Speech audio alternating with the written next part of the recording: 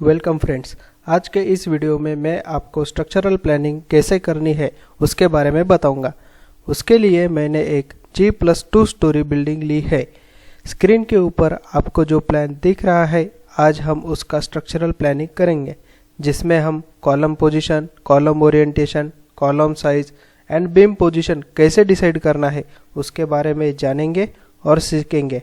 सबसे पहले हम स्ट्रक्चरल प्लानिंग के लिए कुछ थंब रूल है वो देखेंगे। उसके बाद हम ऑटोकैड में स्ट्रक्चरल प्लानिंग कैसे करनी है वो भी सीखेंगे। जैसे ही हमें आर्किटेक्चरल प्लान मिलता है, हमें उसका स्ट्रक्चरल डिज़ाइन करना पड़ता है। आज मैं आपको इस पूरे प्लेलिस्ट में स्ट्रक्चरल डिज़ाइन कैसे करना है वो मैं आपको बताने और सिखाने वाला हूँ। उसके पहले स्ट्रक्चरल डिज़ाइन में कौन से स्टेप फॉलो होते हैं हम उसके बारे में डिस्कस करेंगे।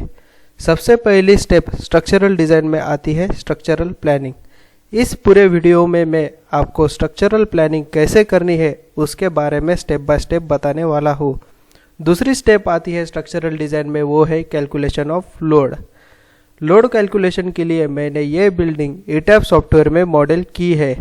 आगे आने वाले वीडियो में मैं आपको ETABS में बिल्डिंग कैसे मॉडल करते हैं, उस पर लोड कैसे असाइन करते हैं, मेंबर के फोर्सेस कैसे कैलकुलेट करते हैं वो मैं आपको बताने वाला हूँ। तीसरी स्टेप है स्ट्रक्चरल डिज़ाइन में, वो है मेंबर डिज़ाइन। मेंबर डिज़ाइन में हम चेक करेंगे कि जो साइज़ हमने स्ट्रक्चरल प्लानिंग में कंसीडर की थी वो सफिशेंट है या नहीं। अगर सफिशेंट है तो वही साइज़ को हम आगे कंटिन्यू करेंगे, अगर नहीं तो साइज को रिवाइज करेंगे। उसके साथ ही मैं मेंबर में कितना स्टील रिक्वायर्ड है वो भी देखेंगे। चौथी स्टेप है detailing, drawing and preparation of sheet. आज इस पूरे वीडियो में हम स्ट्रक्चरल प्लानिंग के बारे में सीखेंगे। जैसे ही हमें आर्किटेक्चरल प्लान मिलता है, उसके बाद हमें स्ट्रक्चरल प्लानिंग करनी पड़ती है, जिसमें हमें सबसे पहले डिसाइड करना होता है size, position and orientation of column. उसके बाद हमें डिसाइड करना पड़ता है पोजीशन ऑफ बीम, और उसके बाद हम डिसाइड करेंगे स्लैब की स्पैनिंग कितनी होगी। अब हम स्ट्रक्चरल प्लानिंग को स्टेप बाय स्टेप समझेंगे। सबसे पहली चीज़ स्ट्रक्चरल प्लानिंग में आती है size, position and orientation of column. उसमें हम सबसे पहले डिस्कस करेंगे about size of column. Size of column decide करने के लिए हमें कुछ फैक्टर कंसिडर करने पड़ेंगे, जिसमें सबसे पहला फैक्टर है size of column depends on the total load on column.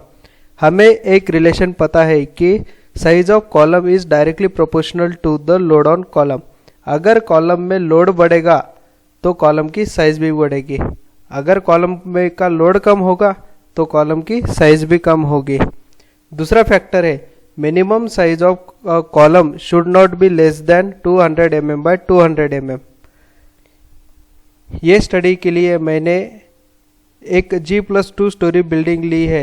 उसमें मैं 200 mm बाय 380 mm कॉलम की साइज यूज़ करने वाला हूँ। यह साइज मैंने एक्सपीरियंस के हिसाब से डिसाइड की है। इसको हम चेंज भी कर सकते हैं।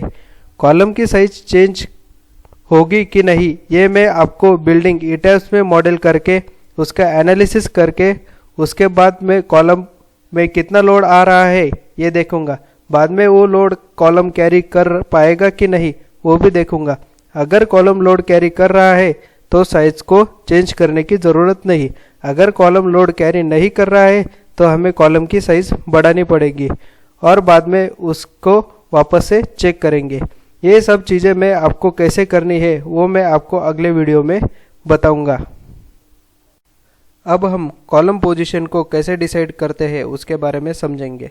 कॉलम पोजीशन डिसाइड करने के लिए हमें कुछ थंब रूल यूज करेंगे, जिसमें सबसे पहला थंब रूल है column should be located near corner of the building. हमें सबसे पहले बिल्डिंग के कॉर्नर पे कॉलम देना है, जिसकी वजह से बिल्डिंग स्टेबल रहेगी। दूसरा रूल है avoid larger centre to centre distance between column.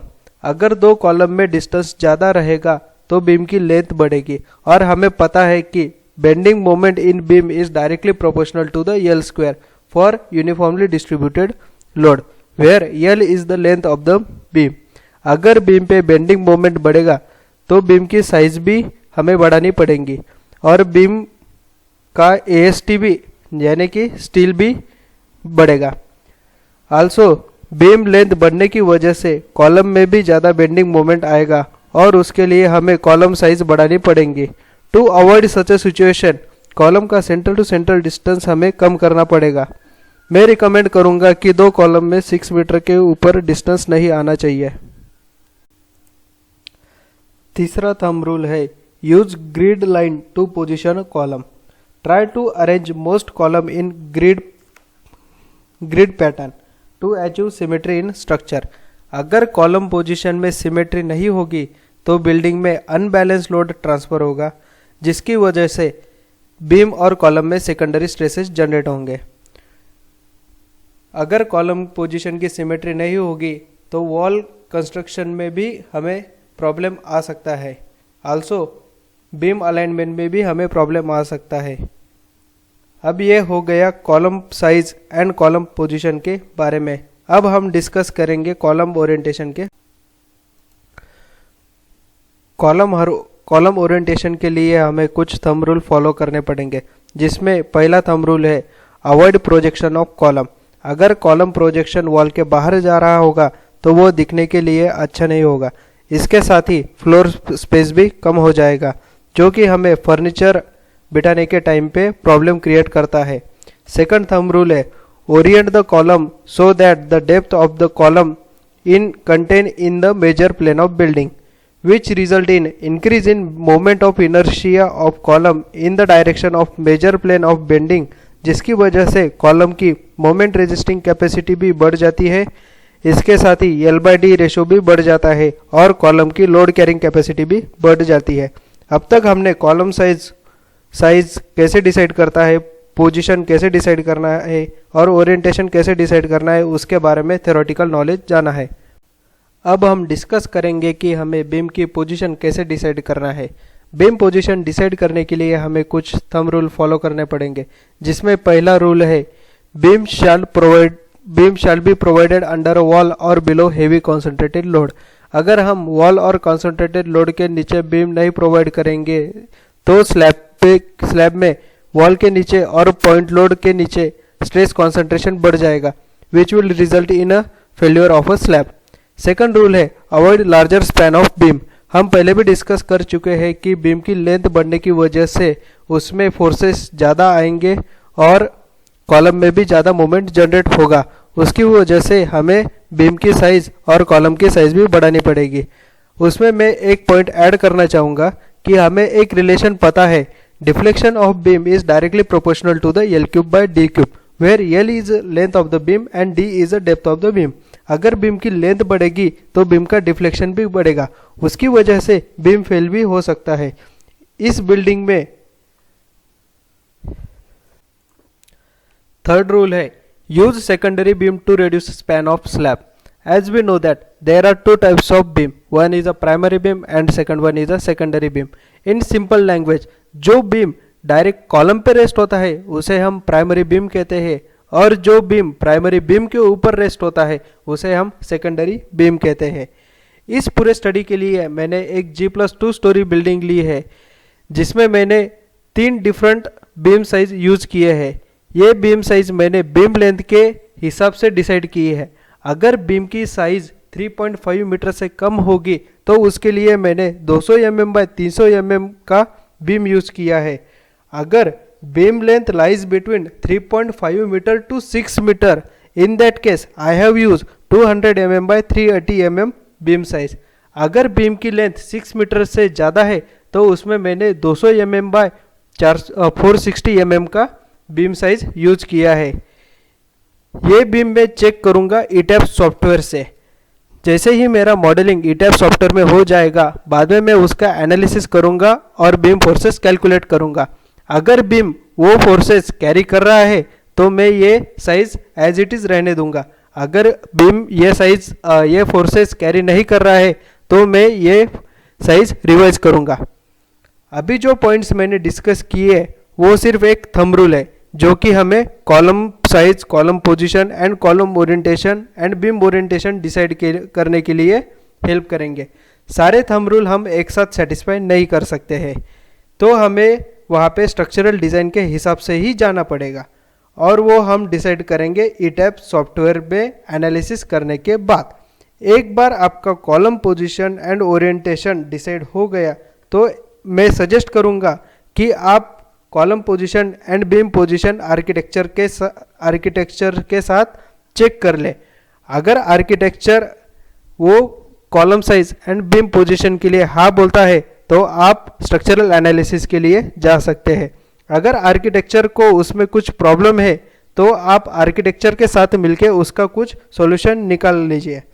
अब ये हो गया थ्योरेटिकल नॉलेज। अब हम प्रैक्टिकली देखते हैं कि ये थंब रूल हम प्रैक्टिकल वर्ल्ड में कैसे यूज करते हैं। उसके लिए मेरे पास जो G+2 स्टोरी का आर्किटेक्चरल प्लान है, अब मैं उसको ऑटोकैड में column position, beam position and उसका ओरिएंटेशन कैसे करेंगे वो मैं आपको लाइव दिखाने वाला हूँ। ओके, मैंने अभी ऑटोकैड फाइल मेरी ओपन की है जिसमें मेरा आर्किटेक्चरल प्लान है। जैसे कि आप स्क्रीन के ऊपर देख पा रहे हो, ये है मेरे 3 प्लान, जो कि फर्स्ट वन है ground floor plan, second one है first floor plan and third one है सेकंड फ्लोर प्लान। अभी इस आर्किटेक्चरल प्लान में हमें कॉलम, सबसे पहले कॉलम पोजीशन डिसाइड करनी है, उसके बाद कॉलम का ओरिएंटेशन कैसे होगा वो डिसाइड करेंगे, फिर उसके बाद हम बीम पोजीशन डिसाइड करेंगे। मैं आपको रिकमेंड करूंगा जब भी आप कॉलम पोजीशन डिसाइड करोगे तब आप फर्स्ट फ्लोर प्लान को रेफरेंस लेके ही कॉलम पोजीशन डिसाइड करें, क्योंकि कभी कभी क्या होता है ग्राउंड फ्लोर में पार्किंग आती है, तो वो पार्किंग की वजह से हमें कॉलम पोजीशन डिसाइड करने में डिफ़िकल्टी फेस करते हैं। तो हमें फर्स्ट फ्लोर प्लान लेके ही हमें कॉलम पोजीशन डिसाइड करनी पड़ेगी। तो चलिए अभी स्टार्ट करते हैं कॉलम पोजीशन कैसे डिसाइड करें। सबसे पहले मैं ये जो फर्स्ट फ्लोर प्लान है इसको मैं कॉपी कर लूँगा और किसी दूसरी जगह पे पेस्ट कर दूंगा। जैसे मैंने फर्स्ट फ्लोर, अभी हमारा फर्स्ट फ्लोर प्लान हमने दूसरी जगह पे कॉपी कर लिया है। अभी जो आर्किटेक्चरल प्लान में जो मुझे अननेसेसरी चीज़ें हैं वो मैं अभी डिलीट करूंगा।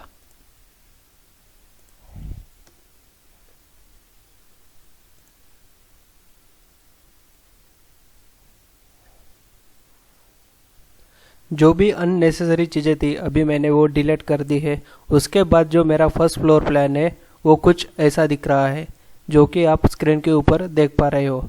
अभी मैं क्या करूँगा, मैंने पहले ही आपको बताया है कि मैं पूरे बिल्डिंग में 200 mm बाय 380 mm का कॉलम यूज़ करने वाला हूँ। तो अभी हम पहले 200 mm बाय 380 mm का कॉलम ड्रॉ कर लेते हैं।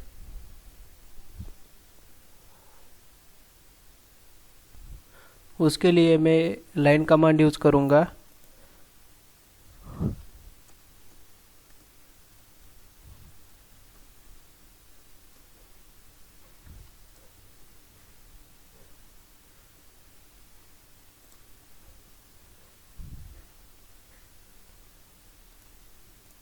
ये हो गया है मेरा कॉलम जिसकी साइज है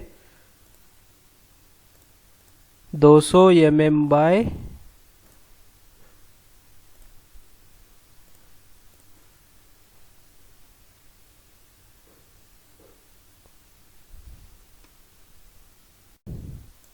अभी इस पूरे रेक्टेंगल को यानी कॉलम को हम सिलेक्ट करेंगे और उसको एक ग्रुप में डालेंगे, जिसकी वजह से आपका एक ग्रुप फॉर्म हो जाता है। अब मैं क्या करूँगा, हैच कमांड यूज़ करूँगा। हैच के ऊपर क्लिक करने के बाद मैं सॉलिड के ऊपर क्लिक करूँगा। फिर उसके बाद यहाँ पे मैं एक कोई भी कलर सिलेक्ट करूँगा जो आपको दिखने के लिए, जैसे मैं रेड कलर यूज़ कर रहा हूँ और मैं कॉलम को वो रेड कलर असाइन कर दूँगा। और मेरी हैच कमांड जो है वो अभी मैं इनएक्टिव कर रहा हूँ। अभी ये हो गया मेरा कॉलम। अभी हमें ये जो कॉलम है, अभी हमें यहाँ पे उसकी पोजीशन डिसाइड करके वो आर्किटेक्चरल प्लान में हमें फिट करना है। तो सबसे पहले मैं क्या करूँगा, ये कॉलम को कॉपी कर लूँगा। कॉपी करने के बाद मैं उसको किसी भी एक पॉइंट से उठा लूँगा। अभी मेरा ऑर्थो ऑन है, ऑर्थो ऑफ कर लेता हूँ। उसके लिए मैं कंट्रोल F8 प्रेस करूँगा। मेरा ऑर्थो ऑफ हो गया। अभी मैं जहाँ चाहूँगा वहाँ पे मैं कॉलम प्लेस कर सकता हूँ। अभी हमने जो पहले थंब रूल देखे थे कॉलम पोजीशन डिसाइड करने के लिए, उसमें सबसे पहला थंब रूल था कि कॉलम जो है आपको बिल्डिंग के कॉर्नर में प्लेस करने हैं। तो सबसे पहले हम ये कॉलम बिल्डिंग के कॉर्नर पे प्लेस करेंगे। जैसे आपका ये एक कॉर्नर हो गया, ये दूसरा कॉर्नर हो गया, ये तीसरा हो गया,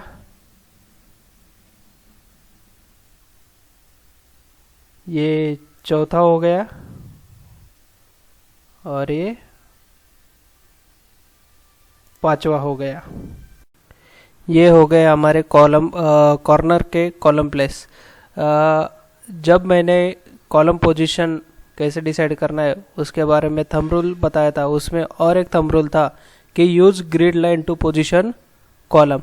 अभी मैं लेयर प्रॉपर्टी में जाके एक नई लेयर डिफाइन करूँगा जिसको मैं नाम दूंगा ग्रिड लेयर, और उस ग्रिड लेयर के हेल्प से मैं जो बाकी कॉलम आएंगे वो मैं प्लेस करूँगा। तो अभी मैं लेयर प्रॉपर्टी में जाता हूँ, न्यू लेयर पे क्लिक करता हूँ, उसको नाम देता हूँ ग्रिड लेयर। बाद में उसका कलर में चेंज करता हूँ, कलर रखता हूँ येलो। बाद में लाइन टाइप में डैश रखता हूँ। अभी हमारी ग्रिड लेयर लाइन टाइप में ऐड हो गई है। अब मैं वो ग्रिड लेयर सिलेक्ट कर लेता हूँ। बाद में मैं एक्सेल कमांड यूज़ करूँगा और बाद में मैं V एंटर करूँगा। अभी विंडो पे आपको जो ग्रिड लाइन में यूज़ करने वाला हूँ वो मुझे शो हो जाएगी। अभी मैं ये ग्रिड लाइन कॉलम के सेंटर में प्लेस करूँगा। ये हो गई हमारी एक, ये हो गई दो, और ये हो गई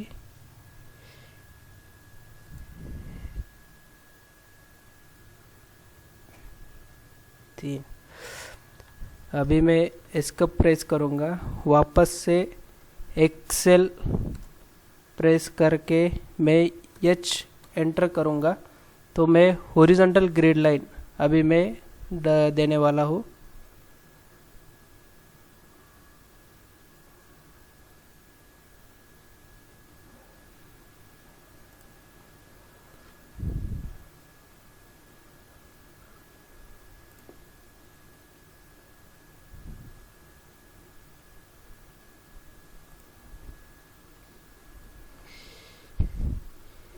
ये हो गई हमारी ग्रिड लाइन।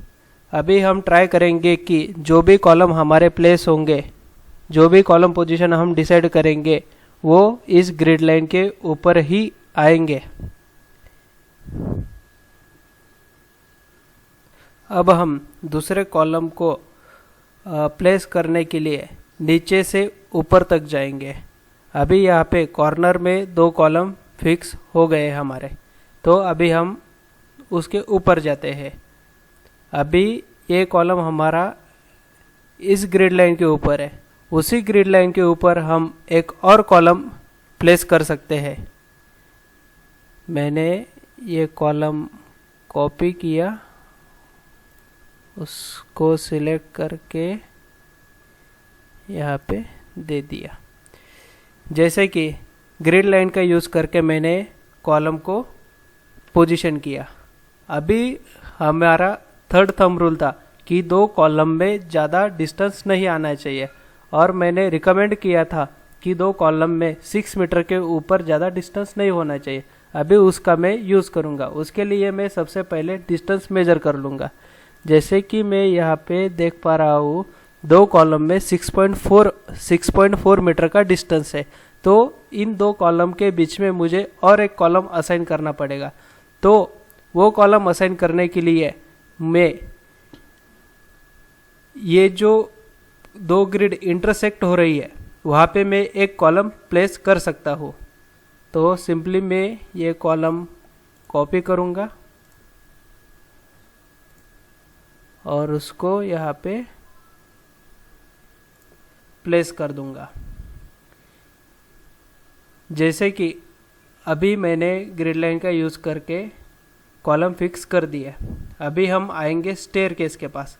स्टेयर को सपोर्ट करने के लिए हमें इस पोजीशन पे एक कॉलम और इस पोजीशन पे एक कॉलम देना ही होगा। तो अभी फ़िलहाल मैं सिर्फ कॉलम की पोजीशन फिक्स करके कॉलम असाइन कर रहा हूँ। बाद में कॉलम का ओरिएंटेशन हम बाद में चेंज करेंगे अगर ज़रूरी होगा तो। स्टेयर को सपोर्ट करने के लिए हमारे 2 कॉलम प्लेस हो गए। अभी हम लेफ्ट साइड में देखते हैं कि कॉलम कहाँ पे प्लेस करने हैं। उसके लिए मैं डायमेंशन कमांड यूज़ करूँगा और डिस्टेंस मेजर करूँगा।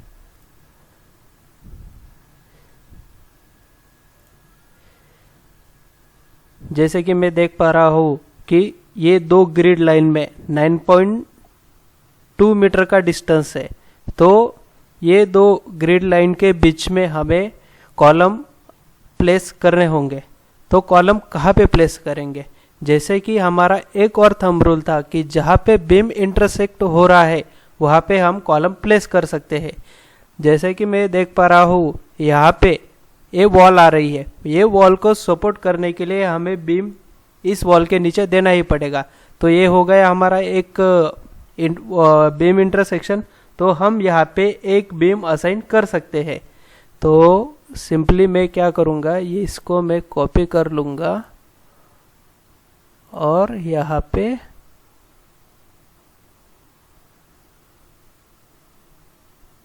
असाइन कर दूंगा।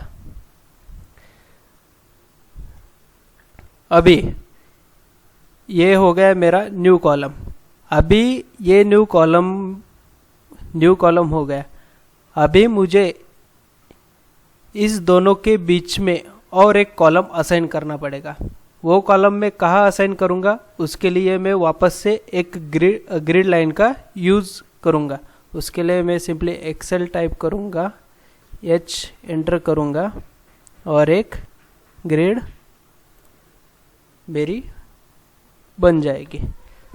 जैसे कि मैं देख पा रहा हूँ यहाँ पे मैं कॉलम नहीं दे सकता क्योंकि यहाँ पे बीम इंटरसेक्शन नहीं हो रहा है, क्योंकि यहाँ पे कोई भी हमें दूसरी वॉल जो है वो ये वॉल को इंटरसेक्ट नहीं कर रही है। तो हमें जहाँ पे बीम इंटरसेक्ट होगा वहाँ पे हमें कॉलम देना होगा। तो बीम इंटरसेक्ट कहाँ पे होगा? अगला इस पॉइंट पे। तो इस पॉइंट पे हम एक और कॉलम ऐड कर सकते हैं। तो उसके लिए मैं सिंपली इसको वापस से कॉपी करूँगा और यहाँ पे प्लेस कर दूंगा। ये हो गए हमारे कॉलम प्लेस। अभी हम ऊपर की तरफ जाते हैं। अगली कॉलम पोजीशन डिसाइड करने के लिए मैं लेफ्ट साइड से स्टार्ट करूंगा। तो पहले हम 2 कॉलम में जो डिस्टेंस है उसका मेजरमेंट कर लेते हैं। अभी मैं देख पा रहा हूँ कि ये 2 कॉलम में नियरली 6.3 मीटर का डिस्टेंस है। अभी ये डिस्टेंस ज़्यादा हो रहा है, इसके लिए मैं इन दोनों कॉलम के बीच में और एक कॉलम ऐड करूँगा। ये कॉलम ऐड कहाँ करूँगा? जहाँ पे मेरे 2 बीम इंटरसेक्ट हो रहे हैं। जैसे मेरी ये एक्सटर्नल वॉल जा रही है, ये इंटरनल वॉल जा रही है, ये दोनों वॉल को सपोर्ट करने के लिए मैं नीचे बीम दूंगा और ये 2 बीम इस पॉइंट पे इंटरसेक्ट होंगे। इस पॉइंट पे इंटरसेक्ट होंगे तो मैं यहाँ पे एक कॉलम दे सकता हूँ। तो सिंपली मैं क्या करूँगा, कॉलम कॉपी करूँगा और उसको यहाँ पे पेस्ट कर दूंगा। ओके, अब मैं वापस ग्रिड लाइन यूज करूँगा। उसके लिए मैं एक्सेल टाइप करके एंटर करूँगा, बाद में मैं एच एंटर करूँगा और कॉलम के सेंटर में एक ग्रिड लाइन बना दूंगा। वैसे ही ग्रिड लाइन में इस कॉलम में भी बना सकता हूँ। उसके लिए मैं एक्सेल एंटर करूँगा, वी एंटर करूँगा और इस कॉलम की सेंटर में ग्रिड लाइन मैंने प्लेस कर दी है। अभी ये हो गया हमारा कॉलम पोजीशन। ये ग्रिड लाइन के ऊपर हमें इस ग्रिड लाइन को रेफरेंस लेके हम वापस से कॉलम पोजीशन डिसाइड कर सकते हैं। वो कैसे करेंगे, अभी राइट से शुरुआत करेंगे। इन दो कॉलम में हमें और एक कॉलम रिक्वायर्ड है कि नहीं वो पहले चेक कर लेंगे। उसके लिए मैं डायमेंशन कमांड यूज करूंगा और दोनों कॉलम में कितना डिस्टेंस है वो देख लूंगा। जैसे कि मैं देख पा रहा हूँ ये दो कॉलम में डिस्टेंस आ रहा है 5.3 मीटर। 5.3 मीटर अगर इन दोनों के बीच में कॉलम नहीं दिया तो भी मेरा स्ट्रक्चरल डिज़ाइन सेफ होगा। लेकिन ये जो कॉलम है ये कॉलम किसको सपोर्ट कर रहा है, स्टेयर को। स्टेयर के ऊपर हमें वाटर टैंक भी आने वाली है। वो वाटर टैंक की वजह से इस कॉलम पे ऑलरेडी लोड ज़्यादा होगा। अगर हम बीच में कॉलम नहीं देंगे तो ये कॉलम की साइज़ हमें बहुत बढ़ानी पड़ेगी। अगर ये साइज़ बढ़ानी पड़ेगी तो उसका प्रोजेक्शन जो है वो वॉल के बाहर भी आ सकता है। इसके लिए उसका ऊपर का लोड अगर हमें कम करना है तो इन दोनों कॉलम के बीच में हमें और एक कॉलम देना होगा।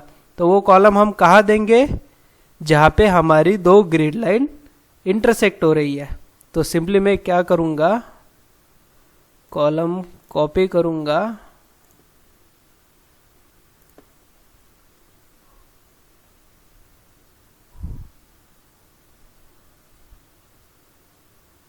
और जहाँ पे ग्रिड लाइन इंटरसेक्ट हो रही है वहाँ पे प्लेस कर दूंगा। अभी मैंने पहले ही देखा था इन दो कॉलम में हॉरिजॉन्टल डिस्टेंस है 6.4 मीटर। इन दोनों के बीच में हमें एक कॉलम असाइन करना ही होगा। जैसे कि हमें यहाँ पे दो ग्रिड लाइन की इंटरसेक्शन मिल रही है, लेकिन हमें कोई एक ही ग्रिड लाइन के ऊपर हमें कॉलम प्लेस करना होगा। तो हम वो कहाँ पे करेंगे, जैसे कि मैं यहाँ पे इस ग्रिड लाइन इंटरसेक्शन के तरफ देख पा रहा हूँ कि यहाँ पे सिर्फ एक ही वॉल जा रही है, यानी कि इस वॉल के नीचे एक ही बीम आएगा, यानी कि मुझे कोई बीम इंटरसेक्शन इस पॉइंट पे नहीं मिलेगा। अभी मैं आता हूँ इस इंटरसेक्शन पे। अभी इस इंटरसेक्शन पे हमारा वर्टिकली एक वॉल जा रही है और हॉरिजॉन्टली एक वॉल जा रही है। तो ऑब्वियसली यहाँ पे एक बीम इंटरसेक्शन आएगा ही आएगा। तो इस पॉइंट पे मैं एक कॉलम असाइन करूँगा। तो उसके लिए मैं कॉलम को कॉपी कर लेता हूँ और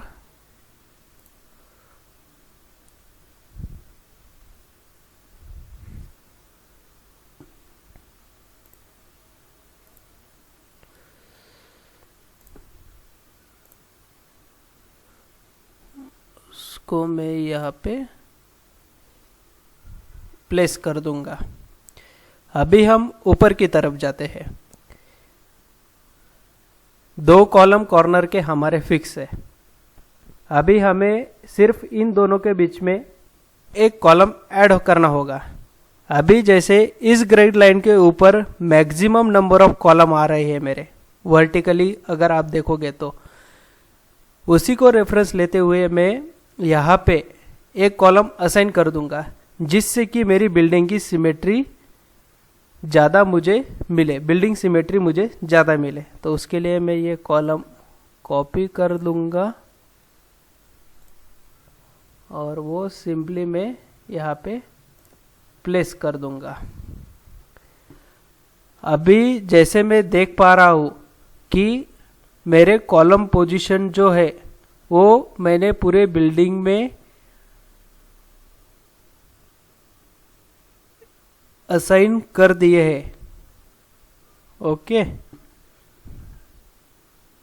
अगले वीडियो में मैं आपको कॉलम ओरिएंटेशन कैसे डिसाइड करना है और बीम पोजीशन कैसे डिसाइड करना है वो मैं आपको बताने वाला हूँ।